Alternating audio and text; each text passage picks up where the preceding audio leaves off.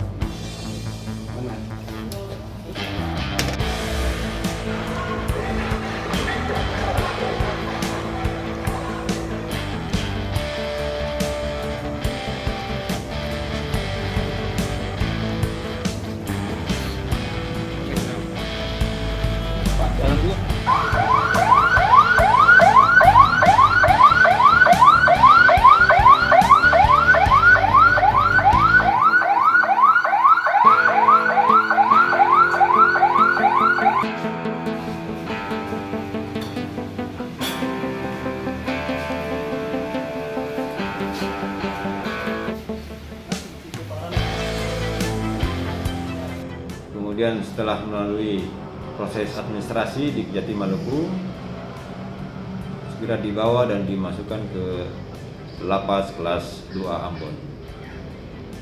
Terpidana ini terlibat dalam perkara tipikor pengadaan reboisasi tahun 2010 di Kabupaten Mindoro Selatan yang mengakibatkan kerugian negara sejumlah 2,1 miliar. Kemudian setelah dilakukan proses administrasi di lapas, terpidana segera menjalani masa pidana. Demikian.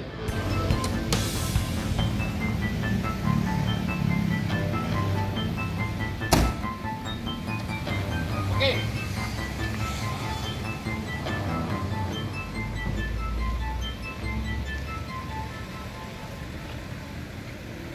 Terima kasih sudah nonton. Jangan lupa like, subscribe, dan share ya.